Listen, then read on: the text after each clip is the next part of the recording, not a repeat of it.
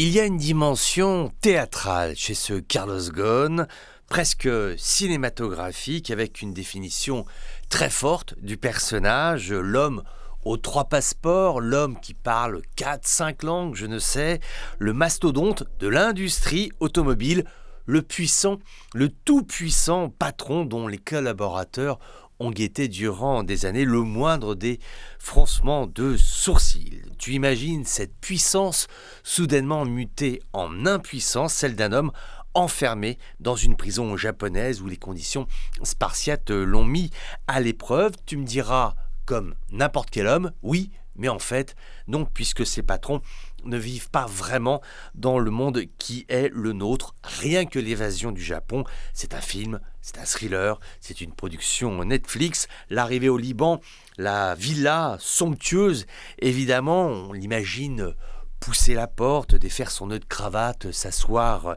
sur une chaise dans la cuisine, écouter le son de la cafetière qui fait couler un vieux robusta qui a été cueilli dans les plaines du Yémen.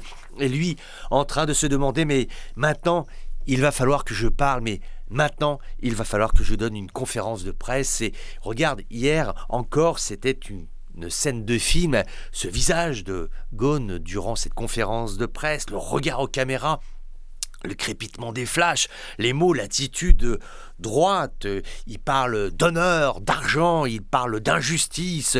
Là encore, c'est totalement cinématographique avec le destin de ces patrons qui finissent derrière les barreaux. Eh bien, avec ces destins, il faut quand même se dire que c'est somme toute quelque chose d'assez classique. Ça arrive dans d'autres pays, aux États-Unis, en France, en Italie, en Corée du Sud, des affaires, t'en as un petit peu partout. Mais c'est vrai qu'avec Carlos Ghosn, on a quand même un dossier qui recèle en son sein ce dont rêvent tous les auteurs dramatiques. Ce sont des ruptures narratives. C'est-à-dire, tu crois qu'il a été arrêté et condamné pour manger des boules de riz toute sa vie dans une cellule japonaise, mais il y a un coup de théâtre, il reprend en main son destin et décide l'impossible, fuir, s'enfuir, parler, défier. L'homme n'a peur de rien. Hier, la presse mondiale vient l'écouter, 100 journalistes tout de même.